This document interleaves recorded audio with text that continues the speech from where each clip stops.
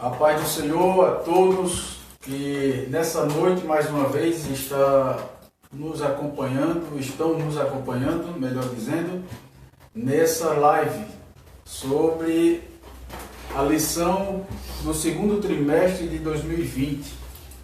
Amados irmãos, nós estamos estudando a lição com o tema geral, a Igreja Eleita, redimida pelo sangue de Cristo e selada com o Espírito Santo da promessa. Queridos e amados irmãos, estamos nessa noite muito felizes porque estamos aqui fazendo mais uma vez o trabalho do Senhor, agradecendo a Deus por tudo, agradecendo ao nosso pastor Aurélio José da Silva Alves também, que nos dá essa confiança de estarmos aqui mais uma vez fazendo esse trabalho. Graças a Deus por mais esse dia. Está comigo aqui o meu amado irmão e amigo, o presbítero José Tenório Neto. Hoje a lição vai ser debatida com ele, vai ser mostrada com o nosso presbítero, professor de teologia da nossa igreja aqui em Ibateguara. Estamos muito felizes com a presença dele. E eu quero fazer uma oração, amados irmãos, para dar início à nossa escola. E eu quero que os irmãos orem junto comigo neste dia tão feliz por estarmos com saúde e também falando da palavra do Senhor. Amém? Oremos. Querido Deus e eterno Pai, queremos te agradecer, Senhor, por mais essa oportunidade de estar na tua presença. Deus, toma a frente desse trabalho, abençoa todos quantos vão ouvir e estão ouvindo, Senhor Jesus, esta lição, esta escola bíblica. Deus, eu te peço também, Senhor, que abençoe o nosso país, para que tudo isso venha passar, tanto o nosso país como o mundo. Abençoe a nossa igreja, o nosso pastor, toma a frente de nossos professores, Senhor, e de todos os alunos da escola bíblica. Neste momento eu te peço e te agradeço em nome de Jesus. Amém, irmãos? Vamos fazer a leitura da nossa lição, hoje com o título da segunda lição, vem a sublimidade das bênçãos espirituais em Cristo. Então, o texto áureo, a semana passada nós iniciamos essa live e também a nossa lição, e foi muito interessante porque houve uma apresentação da lição. E agora nós vamos pegar, irmãos, os pontos e nos aprofundar ainda mais, né? Então diz assim o texto: bendito o Deus e Pai de nosso Senhor Jesus Cristo, o qual nos abençoou com todas as bênçãos espirituais nos lugares celestiais em Cristo. A verdade prática diz assim: Deus nos elegeu em Cristo antes da fundação do mundo, para que desfrutássemos das bênçãos espirituais. Amém, irmãos? Então vamos acompanhar aqueles que não têm lição, obviamente quase todos, porque não teve como nós comprarmos as lições, haja vista essa pandemia, e também por as lojas todas fechadas, né, irmãos? Então a nossa escola ficou muito assim aquém por causa de tudo isso que está acontecendo. Até mesmo nós, professores, superintendentes, né, da escola bíblica, nós estamos aqui com a lição digital, porque não tivemos como comprar, né, irmãos? Então vamos lá. A nossa leitura bíblica em classe, irmãos, está em Efésios, a carta que estamos estudando, no capítulo 1, o versículo 3 e 4, depois o versículo de 9 a 14. Eu quero que os irmãos acompanhem para que a gente fique bem atento a tudo aquilo que o presbítero José Tenório ele vai ministrar nessa noite, da parte de Deus, dentro da nossa lição. Amém? Diz assim o versículo de número 3. Bendito Deus e Pai do nosso Senhor Jesus Cristo, o qual nos abençoou com todas as bênçãos espirituais nos lugares celestiais em Cristo. Versículo de número 4. como também nos elegeu nele antes da fundação do mundo, para que fôssemos santos e irrepreensíveis diante dele em amor. O versículo de número 9 até o 14, o 9 diz assim: descobrindo-nos o mistério da sua vontade, segundo o seu beneplácito, que propuser em si mesmo. Versículo 10: de tornar a congregar em Cristo todas as coisas, na dispensação da plenitude dos santos, dos tempos, tanto os que estão nos céus, como os que estão na terra. Nele digo, em que também fomos feitos herança, havendo sido predestinados conforme o propósito daquele que faz todas as coisas, segundo o conselho da sua vontade. O versículo de número 12: com o fim de sermos para louvar da sua glória, nós, os que primeiro esperamos em Cristo, em que também vós estáis, depois que ouviste a palavra da verdade, o evangelho da vossa salvação, e tendo nele também crido, foste selado com o Espírito Santo da promessa, o qual é o penhor da nossa herança, para a redenção da promessa, da possessão, melhor dizendo, de Deus, para o louvor da sua glória. Queridos, se essa lição vai ser boa, a outra será melhor ainda. Por quê? Porque vai falar sobre predestinação. E aqui a gente já vê no versículo de número 11 falando sobre predestinados. Então você que acredita em predestinação, você que não acredita, na próxima aula esteja aqui nos assistindo e você vai ver a diferença daqueles que acreditam e que não acreditam. E vamos ver tudo isso, irmão, porque tem muita gente que acredita, dentro da igreja mesmo. Queridos, vamos fazer uma oração. Desde já eu quero agradecer a participação de vocês. Deus abençoe, continue conosco. Nós vamos estar aqui, enquanto o presbítero Tenório ele está ministrando, nós estaremos aqui vendo quem está participando. Se tiver alguma pergunta e tiver tempo, nós assim faremos, viu? E alguma dúvida, tá certo? Então eu vou pedir para o presbítero José Tenório Neto, ele vai fazer uma oração e dar início à aula, tá certo, irmão? Deus abençoe, continue conosco em nome de Jesus. Paz do Senhor a todos. Nós queremos, em primeiro lugar, agradecer a Deus por estarmos aqui, fazendo uso deste espaço para promover a escola bíblica. É um meio que nós temos no atual momento que nós estamos passando.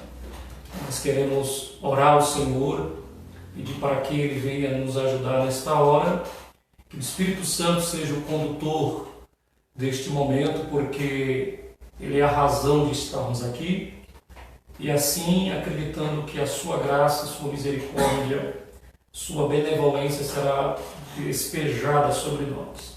Querido Deus, amado Pai, queremos Te agradecer por tudo, queremos Te agradecer pela bondade, queremos Te agradecer pela oportunidade de estarmos aqui para, Senhor, falarmos um pouco da Tua Palavra e que esta possa chegar de forma clara, de forma legível ao coração, à mente dos irmãos que estão nos assistindo.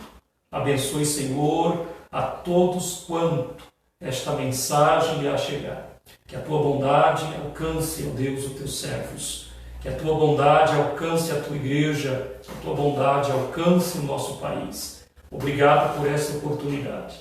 Que tudo seja para a honra e glória do Teu santo nome. Amém. Meus irmãos, nós queremos louvar a Deus por esta iniciativa dos irmãos, que o superintendente Marcos, que teve a iniciativa de promover este trabalho e para não deixar que a escola dominical ela deixe de funcionar, e é um meio, e louvamos a Deus por este meio que temos para poder ministrar as aulas e não deixarmos o conteúdo ficar para trás, né? Queremos agradecer a Deus e louvar a Deus pela vida do nosso pastor Aurélio José da Silva Alves, pastor aqui do campo de Bateguara. Queremos agradecer a Deus pela vida da escola bíblica, aliás, pela vida dos irmãos que fazem a escola bíblica dominical junto à superintendência e professores. Queremos também agradecer pelo espaço concedido pelo diácono Kemerson e pela irmã Joyce, que só o Senhor para os recompensar.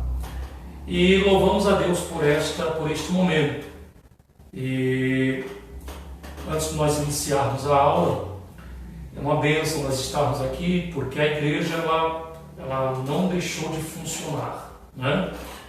A igreja ela continua funcionando, continua atuante, dentro, é claro, das nossas acomodações diante da atual situação, mas nós estamos aqui. E nesse contexto eu gostaria de dizer que 3 coisas não podem deixar de funcionar na vida do crente em meio a esta quarentena. A primeira, não pode faltar devoção individual.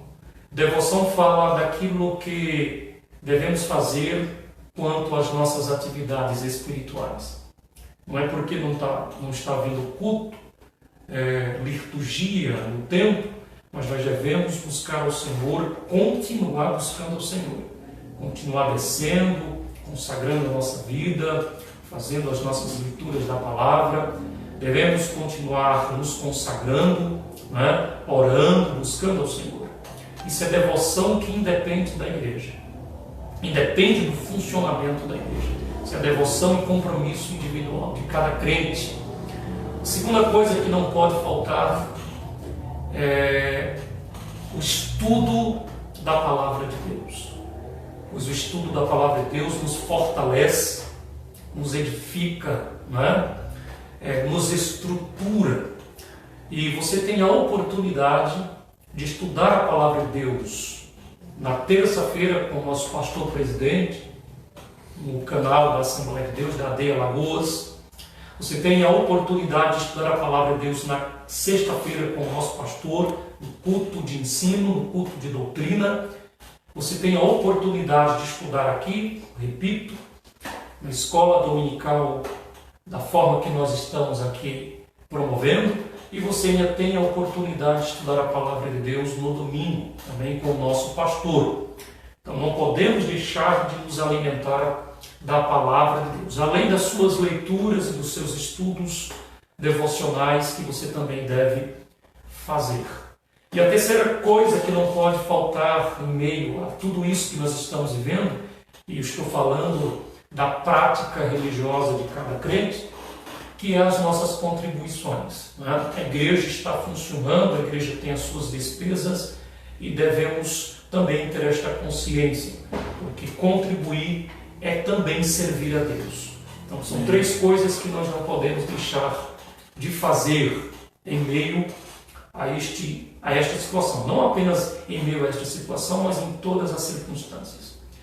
Meus queridos, nós iremos tratar aqui de um assunto extraordinário. A sublimidade das bênçãos espirituais. Nós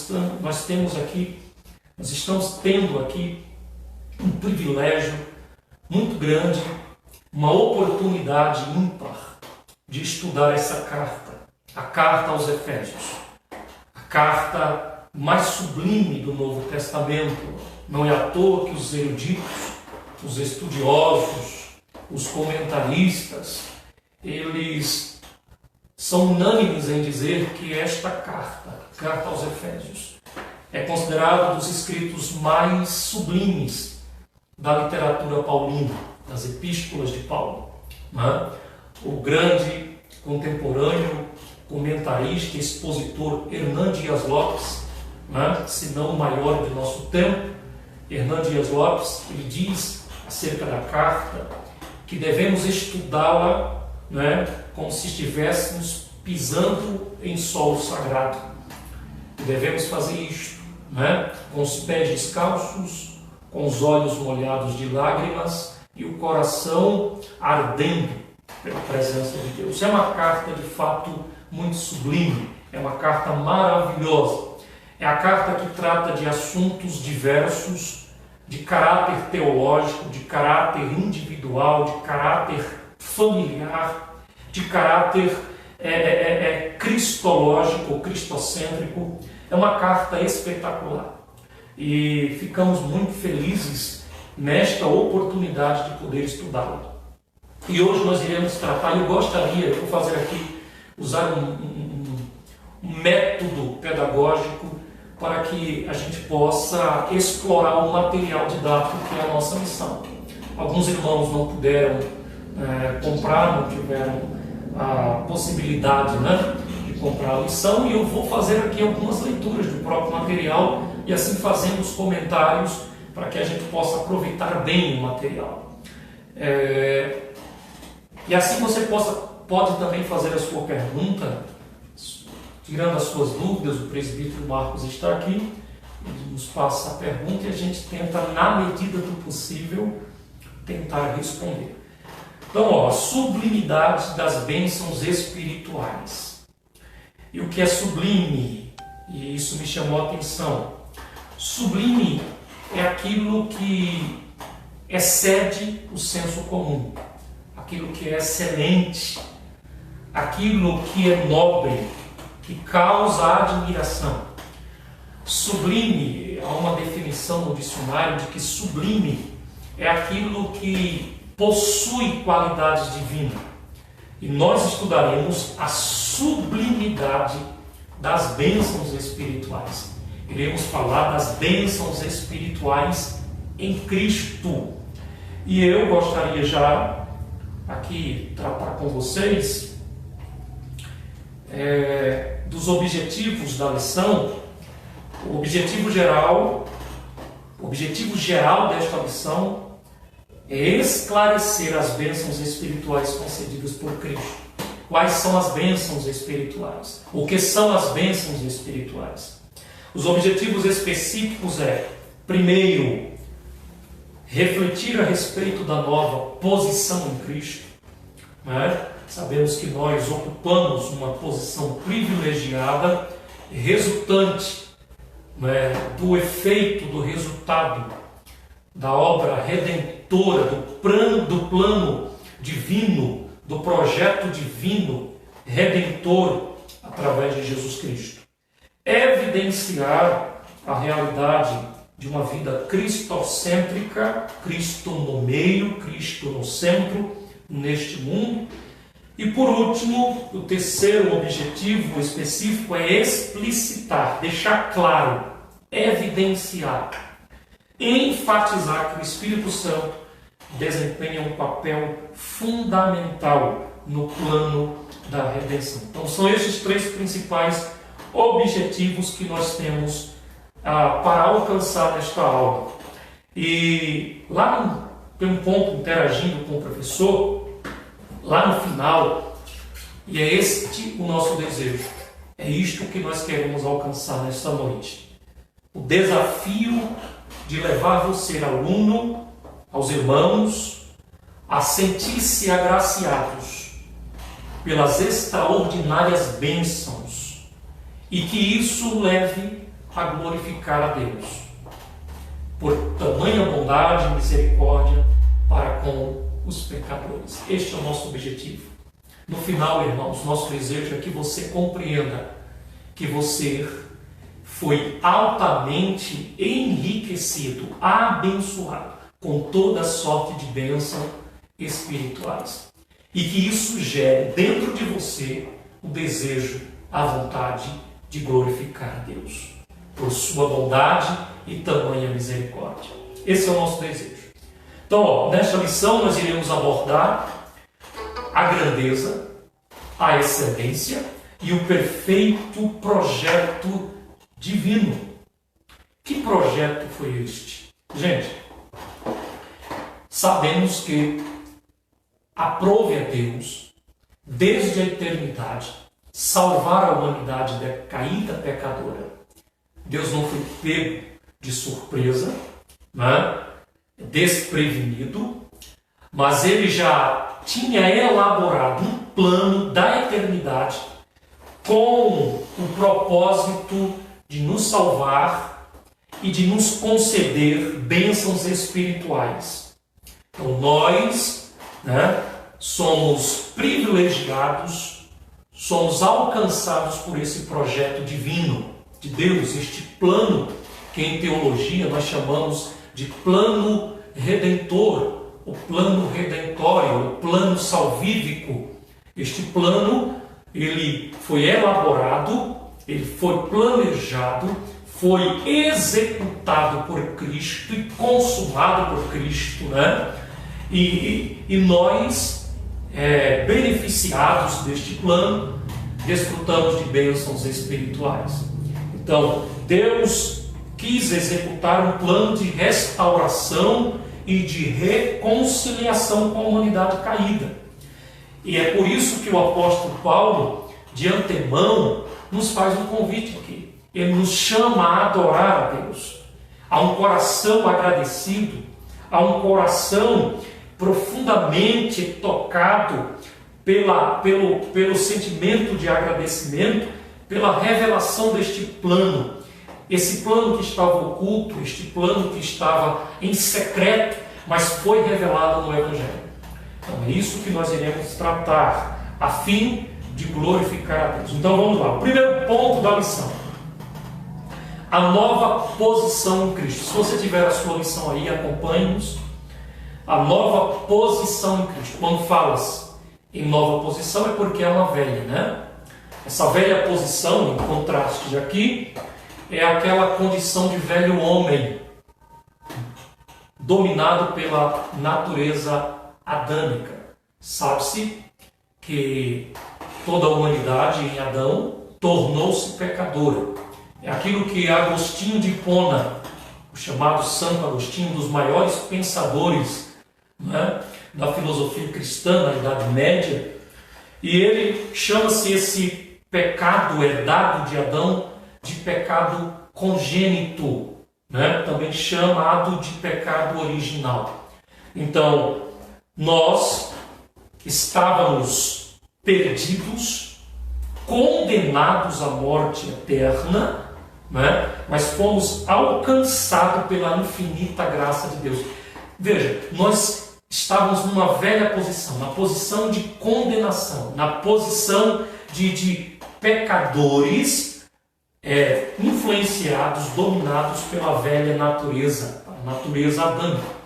Tem um texto que eu quero compartilhar com os irmãos, e encontra-se em Isaías capítulo 53, verso 4. Eu gostaria muito de ler esse texto, porque esse texto, ele não é à toa que Isaías é chamado de profeta evangelístico, porque ele trata temas que só serão esclarecidos de forma mais abrangente no Novo Testamento. E no capítulo 53 de Isaías, versículo 6, Isaías diz que todos nós, ou todos, como ovelhas desgarradas, andávamos. Parte A do versículo. É muito interessante, eu quero destacar neste versículo algumas palavras que enfatizam a velha posição que nós ocupávamos. A ideia é fazer com que você entenda que nós estamos numa nova posição, a posição de redimidos, a posição de achados, a posição de salvos, de restaurados. Mas antes disso, eu quero que você entenda que outrora, né, porque esta live, ela não apenas alcança os irmãos, mas alcança também aqueles que ainda não aceitaram a Cristo como seu Salvador. Entenda que esta posição fora de Cristo é a posição de condenação. Condenado à morte eterna. É a condição de excluídos da graça. É a condição, a posição de afastados de Deus, de inimizade com Deus. E Isaías, quando ele escreve, inspirado pelo Espírito Santo, ele compara os perdidos há ovelhas desgarradas. E é interessante a gente notar aqui, eu quero destacar a palavra que Isaías utiliza aqui no hebraico, é katzon, que significa pequeno rebanho ou rebanho de pequeno porte. Essa palavra no original hebraico sugere, irmãos, katzon, sugere ovelhas pequenas.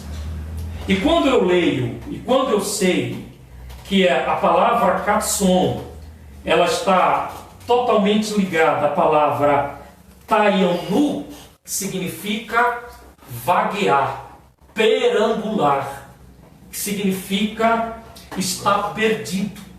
O que sugere Isaías é que nós éramos como ovelhas pequenas que se perdeu do rebanho. Olha que coisa interessante. Perdeu-se do rebanho. Como ovelhas perambulando, perdidas, sem rumo, sem direção, vagueando sem direção. Necessitando, sim, que um pastor nos encontre. Olha como a Bíblia ela tem uma harmonia perfeita. É isso que Isaías vai mostrar aqui no texto sagrado. Que nós estávamos vagueando, perambulando, perdidos fora do rebanho de Deus. Perdidos do rebanho de Deus, perdeu-se do rebanho de Deus. É isso que Isaías deixa claro. Quando nós lemos, por exemplo, a parábola no capítulo 15 de Lucas, Jesus vai narrar uma parábola maravilhosa, a parábola do filho pródigo. A parábola do filho pródigo mais à frente, a parábola da ovelha perdida. Essa ovelhinha que se perdeu lá de Isaías, essa ovelhinha perdida, Jesus vai narrar uma parábola dizendo que o pastor foi em busca daquela que estava perdida. Deixou as 99 e foi em busca daquelas que estavam perdidas. Olha que coisa linda. Lá em Isaías diz que a ovelhinha está perdida, vagueando, longe do rebanho. Lucas 15 diz que o pastor foi atrás dessa ovelha. Que coisa maravilhosa, meus irmãos. Que coisa maravilhosa. Eu quero dizer para aqueles que estão me ouvindo, que ainda não tem Jesus como seu Salvador. Você encontra-se perdido, perambulando e vagueando neste vale da vida, nos desertos da vida.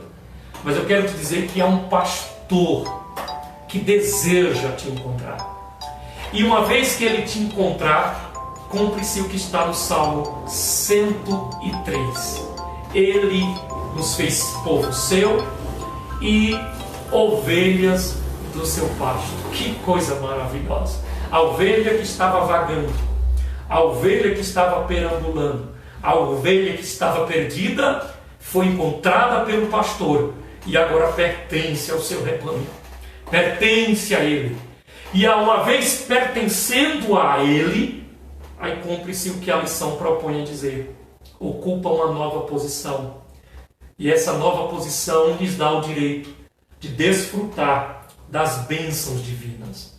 Das bênçãos divinas. É por essa razão que o apóstolo Paulo, antes de iniciar o assunto do seu discurso, ele pega 14 versículos, 14 versículos, do versículo 3 até o versículo 14, aliás, para louvar a Deus, engrandecer a Deus, glorificar a Deus. E esse louvor chamamos de doxologia. O que é uma doxologia? Doxologia é uma fórmula litúrgica dirigida a Deus. Essa fórmula litúrgica geralmente é ritmada, ou seja, são poesias, são músicas, como expressão de adoração e de louvor à glória de Deus. A palavra doxologia é um substantivo composto, formado por duas palavras no grego. Doxa, que significa glória. Logos, palavra. Então, o termo etimológico doxologia aponta para usar as palavras em forma de louvor, em forma de adoração. A doxologia faz parte da liturgia do culto, porque a doxologia é a adoração a Deus. E Paulo, ao expor essa doxologia no início do cântico, não é? Como diz o próprio comentarista, é um louvor teológico, não é? É uma poesia perfeita, é um louvor à glória de Deus. E ele inicia assim, ó: bendito o Deus e Pai do nosso Senhor Jesus Cristo. As antigas cartas helênicas, as cartas escritas na época de Paulo, elas continham essas preces, continham hinos, né? Continham ações de graças. Paulo usa aqui, é claro, de uma maneira incomum, mas as cartas escritas na antiguidade tinha o elemento da adoração, tinha o elemento da glorificação, das ações de graças a Deus. Paulo vai fazer isso em quase todas as suas cartas, mas aqui, é claro, de maneira especial, porque ele está adorando a Deus com o coração agradecido por ter sido privilegiado a desfrutar das bênçãos divinas. E aí ele inicia: bendito seja Deus. É interessante porque essa palavra bendito, irmãos, no grego, ela é geralmente usada, atribuída em direção a Deus, né? Como aquele que verdadeiramente é digno de louvor.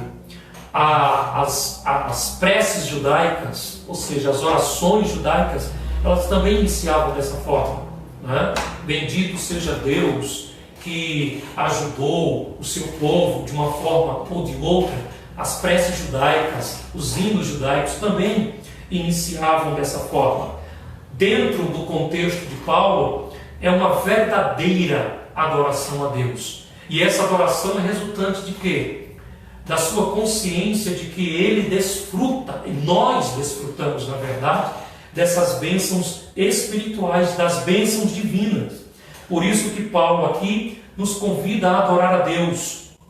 Como diz aqui o comentarista, é um maravilhoso tributo ao Eterno e suas muitas bênçãos concedidas aos homens. Então, nesse trecho bíblico, trata-se de um hino teológico, de gratidão a Deus, caracterizado pela repetição do refrão: para a glória de Deus e da sua graça, para louvor da sua glória.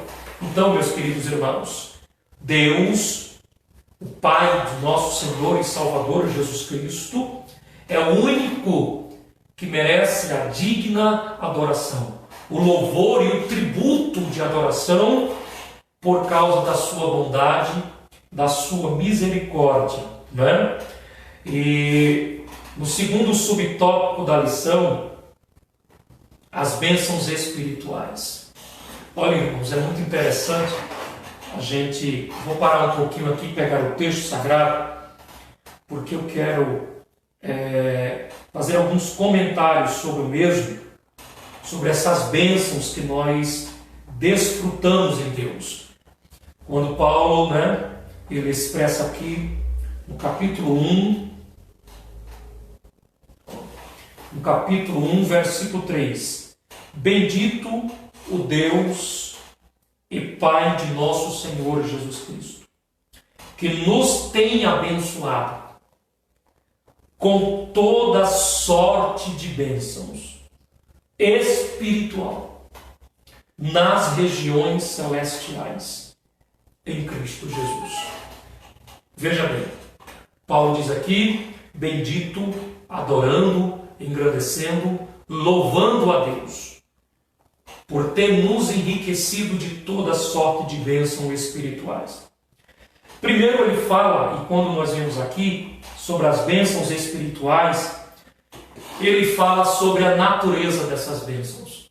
Veja, obviamente que as bênçãos espirituais não são materiais. Por isso fala da natureza das bênçãos. São bênçãos espirituais, não são bênçãos materiais. No Antigo Testamento, você vai ver lá em Deuteronômio 23, que a expressão de bênção no Antigo Testamento era material. Você vai ver lá, se o povo cumprir a sua parte na lei, cumprindo os mandamentos, tudo aquilo que fora prescrito, Deus os abençoaria de uma forma material. Mas no Novo Testamento a realidade é outra. No Novo Testamento essa bênção é espiritual. Tem um professor chamado Anderson Silva, e ele é professor de teologia espiritual, e ele fala que até as bênçãos materiais se constituem bênçãos espirituais, quando estas são usadas para promover o crescimento do reino de Deus. Porém, as bênçãos que Paulo aqui faz menção são as bênçãos de natureza espiritual, ok? Segundo ponto que eu quero destacar aqui é que fala de bênçãos espirituais nos lugares celestiais. Olha que coisa interessante. Aqui fala da procedência das bênçãos, né? Um da natureza, outro da procedência, né?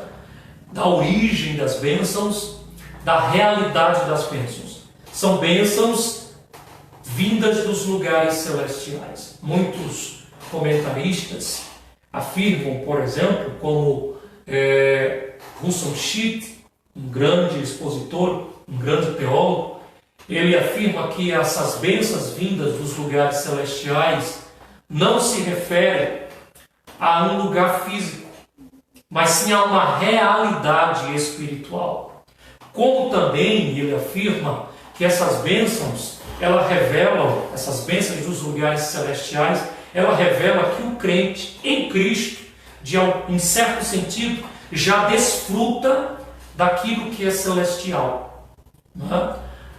As pessoas fora de Cristo, os que não têm Cristo como seu Salvador, sua busca, primariamente, é material. Mas aqueles que vivem em Cristo, que vivem uma realidade espiritual, sua prioridade são as bênçãos espirituais dos lugares celestiais. Ou seja, nosso foco, nossa realidade, nosso principal interesse são as bênçãos vindas do céu.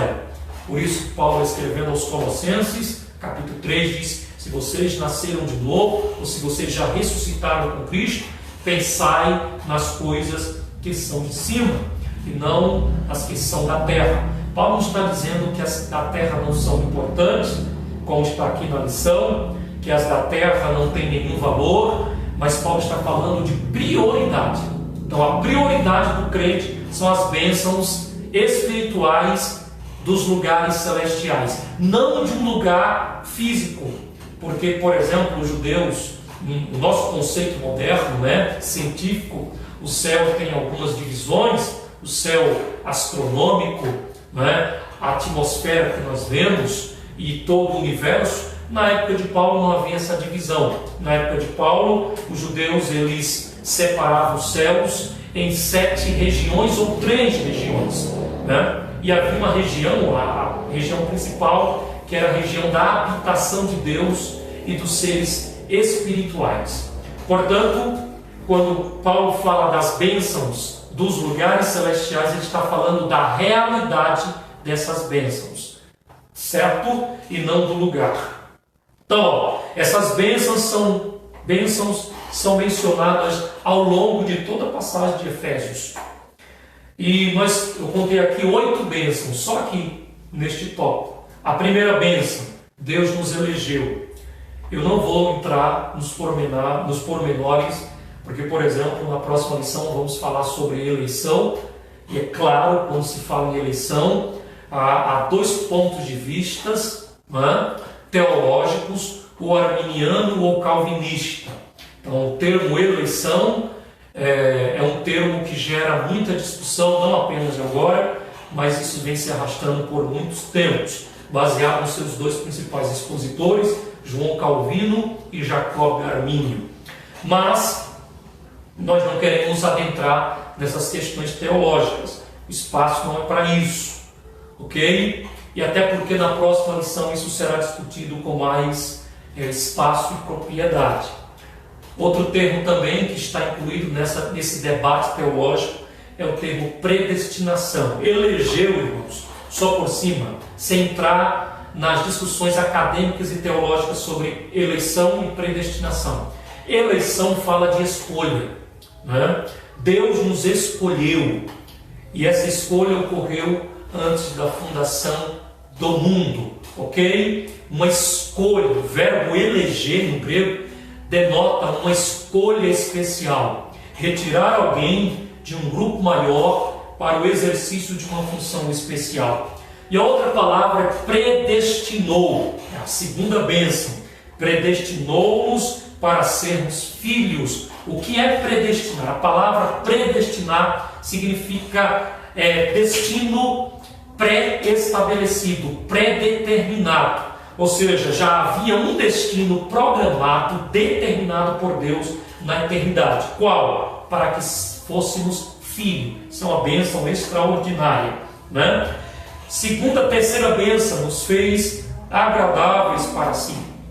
Quarta, remiu-nos por meio do sangue de Cristo.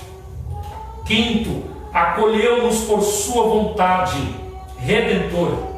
Sexto, revelou-nos a palavra da verdade. Sétimo, selou-nos com o Espírito Santo. E oitavo, garantiu a validade da promessa.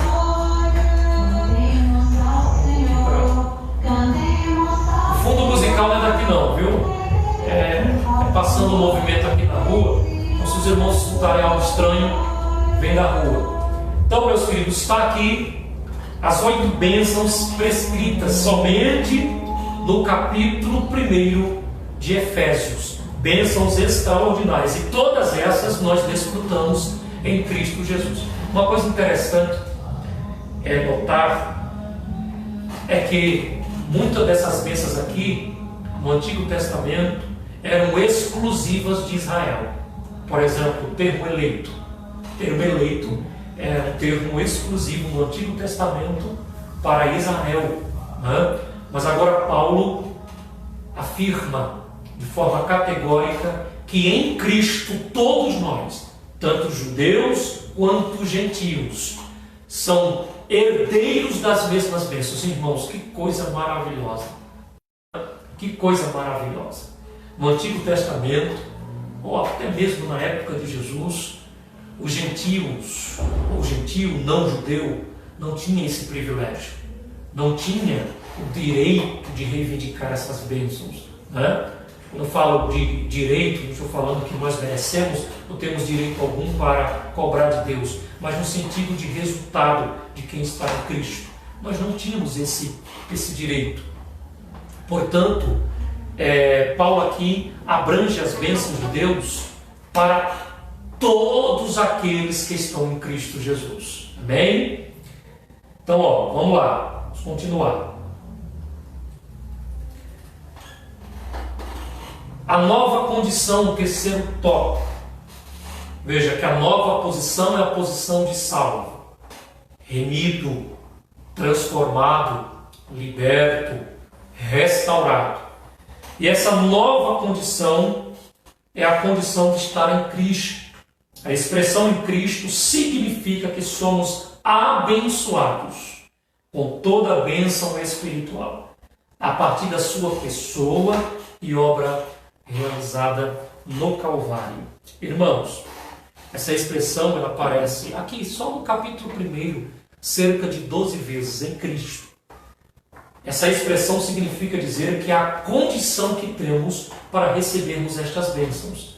Recebemos essas bênçãos, somos abençoados com as bênçãos espirituais a partir da pessoa de Cristo, do que Ele fez por nós, da obra redentora no Calvário, né? Então, relaciona-se com a nossa experiência pessoal de conversão. Está em Cristo, né? Como diz Paulo lá, está em Cristo é ser uma nova criatura, uma realidade, uma experiência com Cristo, uma experiência de conversão. Então, estar em Cristo é a condição para recebermos essas bênçãos. É a nova condição.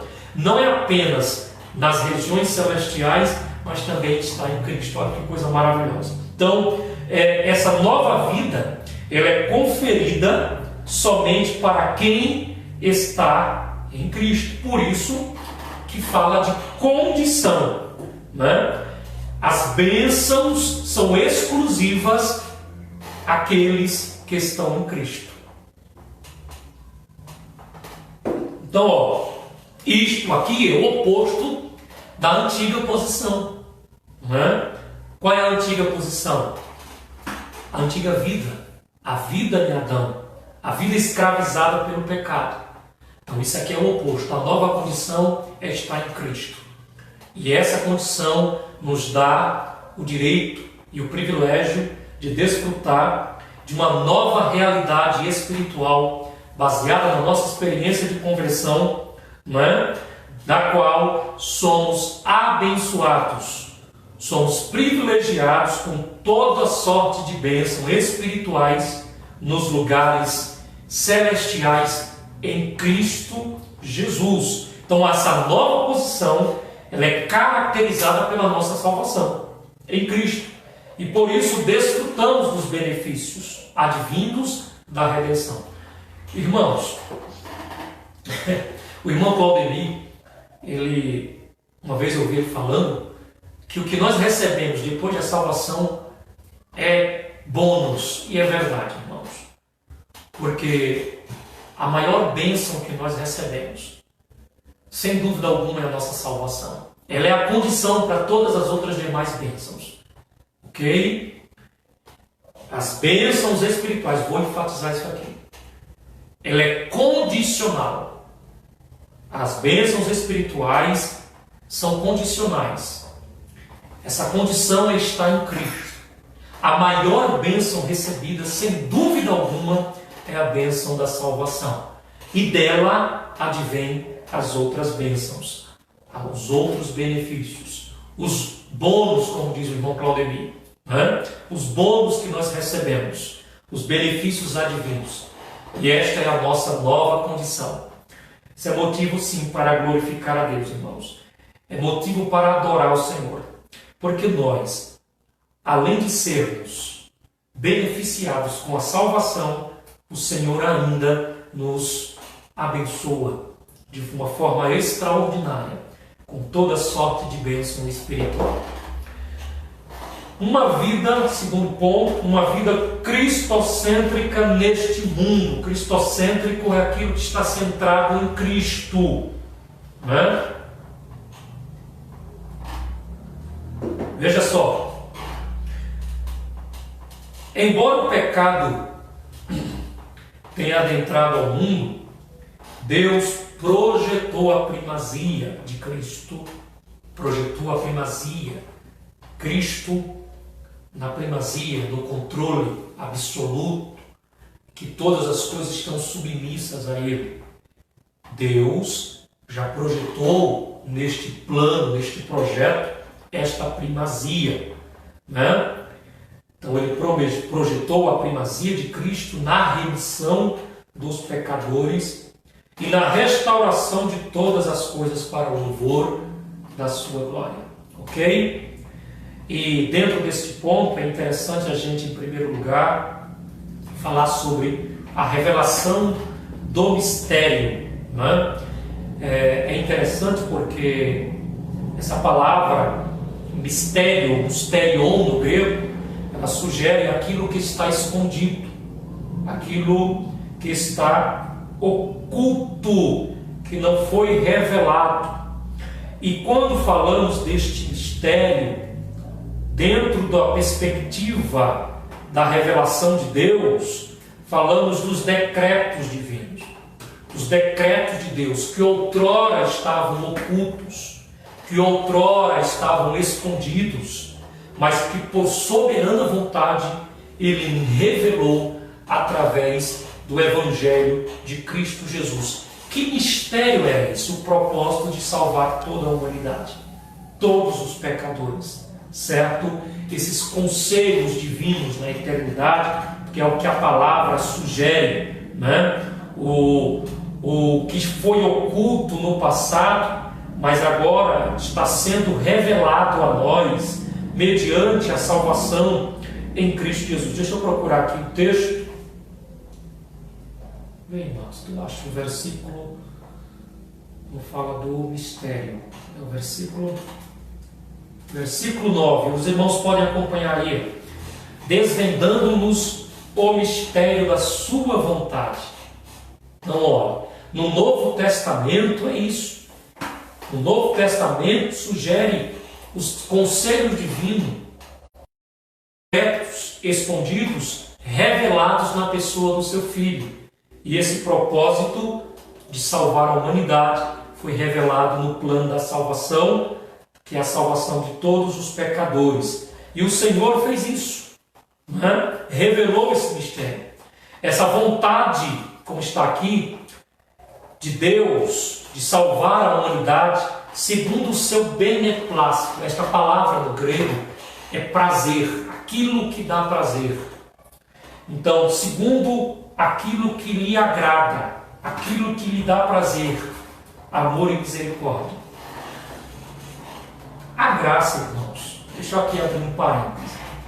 A graça, equivocadamente alguns pensam que a graça é um componente da pessoa de Deus disponível e exclusiva apenas no Novo Testamento. Não. A graça sempre esteve presente, em todo o tempo e em toda época, porque a graça faz parte do caráter de Deus, do caráter misericordioso. A graça está incluída no seu amor, na sua disposição de salvar a humanidade, no prazer, naquilo que lhe agrada em salvar a humanidade. Deus já tinha um plano na eternidade de executar na pessoa do seu Filho, consumar no plano, o plano seria consumado na morte vicária do seu Filho, salvar todos os pecadores, e isso lhe dá prazer. Por isso que Isaías, lá no capítulo 53, quando fala sobre o servo sofredor, que esse é o contexto imediato anterior, o que vem antes do versículo, afirma que o servo sofredor, que foi oprimido, que foi humilhado, que foi maltratado, que foi rejeitado, mas ele vai dizer que todo este trabalho, né, da sua alma, ele verá e ficará satisfeito. Ou seja, ele se agradará do resultado deste sofrimento. Não do sofrimento, mas do resultado. Porque o resultado do sofrimento de Cristo é a salvação da humanidade. É a salvação da humanidade. Cristo, né, morreu para nos salvar. E segundo o beneplácito, a vontade soberana de Deus revelada segundo o seu beneplácito, segundo aquilo que lhe dá prazer, segundo aquilo que lhe agrada, porque salvar-nos toda a humanidade.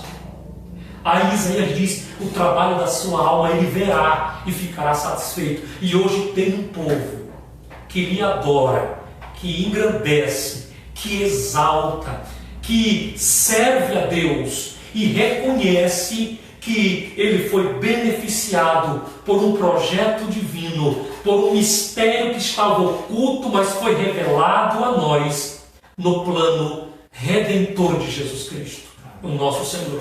Meu irmão, meu coração está ardendo. É quase impossível falar dessas coisas e nós não nos alegrarmos na presença de Deus. Porque nós que éramos ovelhas perdidas, nós que somos culpados porque violamos os mandamentos de forma consciente, nós, herdeiros de uma natureza pecaminosa, que pecamos de forma rebelada, contínua contra Deus. Mas esse Deus já na eternidade,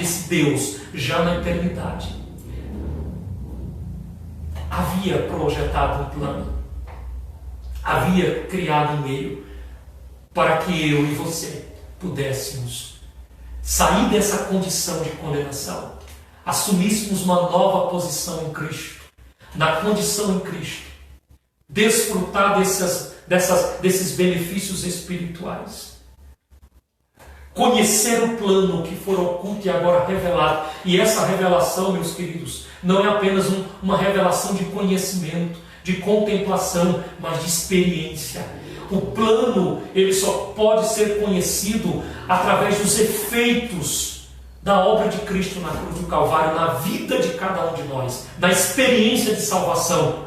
Esse plano, ainda que nós não tenhamos a total compreensão dele, por causa da sua grandeza, por causa da sua excelência, por causa da sua perfeição, mas nós podemos sentir a realidade deste plano em nossas vidas, desse projeto que foi revelado ao nosso coração. Por isso nós devemos sim adorar ao Senhor. Eu pararia esta aula aqui somente para adorar ao Senhor, para glorificar a Deus, com um coração profundo, sincero, de que Ele, na sua eterna misericórdia, quis nos salvar. A Ele a honra, a Ele a glória, a Ele a adoração sincera e verdadeira. Então, meus queridos irmãos, sua vontade foi executada conforme o seu desígnio, por intermédio de Cristo, para que o Filho em tudo tivesse a preeminência, estivesse sob o domínio, em primeiro lugar, o controle, o total e absoluto controle de todas as coisas. E é isso que o próximo tópico vai mostrar, sobre a plenitude dos tempos. É o segundo subtópico do tópico 2, quando fala da plenitude dos tempos. O que é isso? No momento oportuno, no momento correto, no momento propício. Paulo revela que o plano de Deus é fazer convergir todas as coisas. Quando nós lemos esta palavra, convergir, no grego, dá a ideia de reunir, dá a ideia de resumir, dá a ideia de juntar todas as coisas em Cristo. Unificar todas as coisas. A ideia é essa. O plano de Deus, ainda que o pecado não frustrou, porque os planos de Deus, os decretos de Deus são soberanos, tenha de algum modo alterado esta ordem no universo, mas o plano de Deus é fazer com que todas as coisas, nos céus e na terra, se convirjam ao Senhor, em Cristo. Cristo implica dizer que todo o universo, céus e terra, estarão submissos à autoridade e soberania de Cristo. Quando Adão e Eva pecaram, o pecado interferiu na natureza, o pecado interferiu no universo, causou um estrago terrível. Não que Jesus perdeu o controle, não que ele nunca esteve em preeminência, mas quando o pecado adentrou no mundo, isso foi afetado. A natureza foi afetada. Os seres criados foram afetados.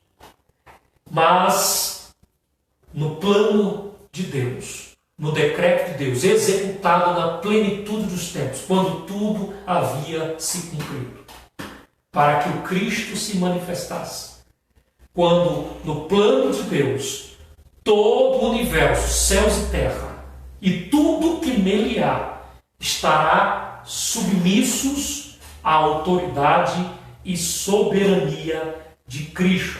Nesse sentido, a ruptura, como eu falei, provocada pelo pecado de Adão, é restaurada completamente em Cristo. E aí, o autor da lição, o comentarista, ele faz aqui uma ressalva, irmãos, que isso não significa dizer que é uma conotação universalista. Deixa eu abrir aqui um parêntese para vocês. Existe uma crença oriunda dos Estados Unidos, tem chegado ao Brasil também, chamada de universalismo cristão. Esse universalismo é centrado na ideia fundamental de uma reconciliação universal. Segundo essa crença, todo ser humano será reconciliado em Deus por causa do seu amor e por causa da sua misericórdia. Parece bonita, não é? Parece bonita. Mas como diz o pastor, é veneno na panela. Essa crença, ela anula a ideia de justiça e juízo divino. Tem um livro muito famoso, um best-seller, de um autor americano chamado William Paul Wong. Talvez você não lembre o nome do autor, mas se lembre do título do livro, A Cabana. A teologia da cabana não é uma teologia correta. Não é uma teologia ortodoxa, não é uma teologia bíblica. É uma teologia que fere os princípios e as verdades da palavra de Deus. Não haverá, juízo, não haverá punição, não haverá castigo dentro desta ideia universalista. Porém, não é isso que o autor da lição está dizendo. O autor está falando sobre o controle de Deus. Está falando sobre a terra, o universo, todas as coisas. Fala sobre a autoridade de Cristo sobre essas coisas. Fala sobre a ruptura causada pelo pecado, que será totalmente restaurada por meio de Cristo. Não fala de uma salvação inconsequente, sem consequências. Uma salvação universal, da qual o homem não é responsabilizado pelos seus pecados. Voltemos ao tópico anterior, para desfrutar de todas as benesses em Cristo, espiritualmente falando, está em Cristo. Não estando em Cristo, não temos o privilégio de desfrutar essas bênçãos. Portanto, o que o autor está dizendo não está fazendo nenhuma condenação, uma conotação à doutrina universalista, que toda alma será restaurada no final dos tempos em Cristo, porque Deus é amor. Não é isso que ele está dizendo, mas apenas que tudo sairá conforme Deus planejou, conforme o Senhor planejou, que é a submissão de todas as coisas à autoridade de Cristo. Meus irmãos, eu vou correr contra o tempo aqui, quando Paulo fala sobre o louvor da sua glória, que tudo é para louvor da glória de Jesus, tudo é para glorificar a Ele, Tudo o que somos, tudo o que fazemos, tudo o que possuímos, vem de Deus, pois começa na sua vontade e culmina na sua glória. Para encerrarmos, quero fazer aqui um breve comentário sobre o terceiro tópico, o Espírito Santo e o penhor da nossa herança. O Espírito Santo desempenha um papel crucial no projeto de salvação idealizado por Deus. O primeiro é a ideia de selo. Selo é uma marca feita de cera, usada na antiguidade, da qual traz a ideia de autenticidade, pertencimento, de propriedade pessoal, de posse. Então, ao conceder o Espírito Santo, ele revela ao nosso coração que nós pertencemos a Deus. O selo do Espírito fala disso, nos identifica, irmãos. Então, meus irmãos, teve um probleminha aqui. Então, veja só. Então, isso é selo. O selo do Espírito é a identificação do crente como filho de Deus, pertencente a Deus, propriedade exclusiva. E isso é provado na primeira epístola, no capítulo 1, capítulo 2, verso 9, que nós somos povo ou propriedade exclusiva de Deus. E quem marca, com o Espírito Santo, nos comunicando isso. E por último, o penhor de nossa herança. O penhor significa garantia, o sinal de garantia, o sinal de negócio, porque na antiguidade, os antigos documentos que têm a ver com negócios, tinha lá a ideia de penhor, de garantia, ou primeira parcela. Isso significa o que para nós? Significa que aquele que tem o selo do Espírito. Então, meus irmãos, vamos encerrar a aula, concluí-la. Então, o Espírito Santo desempenha a função de nos selar, ou seja, de nos indicar que somos pertencentes a Deus, pertencemos a Ele, Segundo, de penhorar a primeira parcela.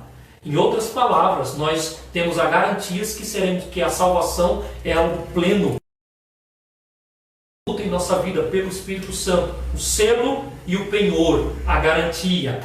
Então, independente, isso não significa dizer, aqui é uma ressalva arminiana, Isso não significa dizer que o crente não está salvo para sempre, porque na teologia calvinista, uma vez salvo, salvo para sempre, e isso vai estar nos pontos calvinistas, né? Um dos pontos calvinistas chamado de eleição incondicional, né? Aliás, perseverança dos santos, uma vez salvo, salvo para sempre. O fato de recebermos o penhor, garantia, o fato de recebermos o selo, não significa dizer que uma vez salvo, salvos para sempre, mas apenas que a redenção ela é validada, ela é confirmada naqueles que permanecem fiéis em Cristo Jesus.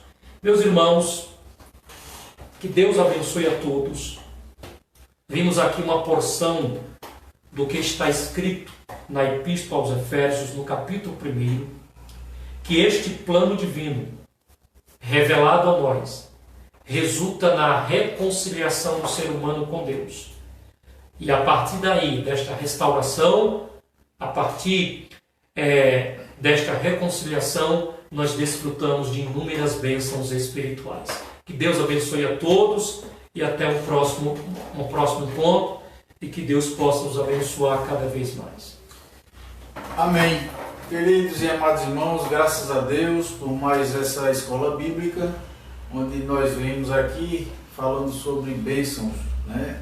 E Deus tem bênção para todos nós. Queridos, só observando aqui, fazendo uma observação, a nossa escola bíblica ela foi divulgada durante a semana e 30 pessoas, no máximo 33 pessoas entraram para assistir. Esse vídeo vai continuar no Facebook, mas esperávamos ter mais pessoas assistindo. Mas Deus abençoe a cada um que possa divulgar cada vez mais a nossa escola.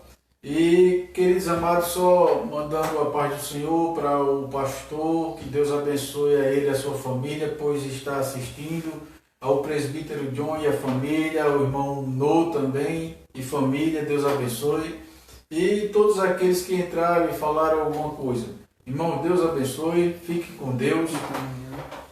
Amanhã tem culto também com o nosso pastor. Assista a partir de 7h30, né, às 19h30. Estaremos assistindo a palavra do Senhor com o anjo da igreja. Deus abençoe.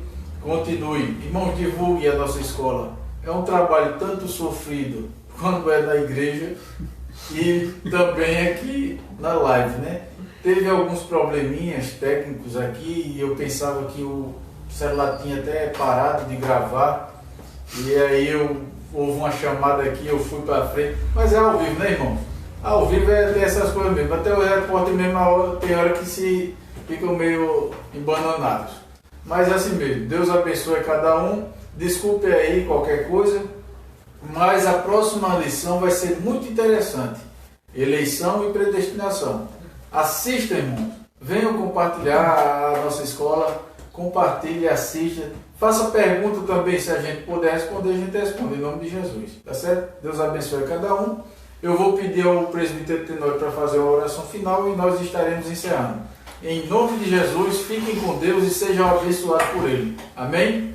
Presbítero. Meus irmãos, vamos orar ao Senhor e divulguem o espaço que temos, né? Eu vi um comentário de um irmão aí dizendo que, não sei de onde ele é, a que ponto chegamos, né? Ele colocou a que ponto chegamos e colocou as carinhas. Acredito que seja pela realidade, né, de termos que ministrar a palavra por esse formato. Mas o que podemos fazer? O que não podemos é parar, né? Enquanto houver meios, nós iremos divulgar a palavra de Deus. Bem? Vamos orar ao Senhor. Querido Deus, amado Pai, queremos te agradecer por este momento. Que o teu nome seja sempre glorificado. Que a tua bondade, Senhor, nos alcance.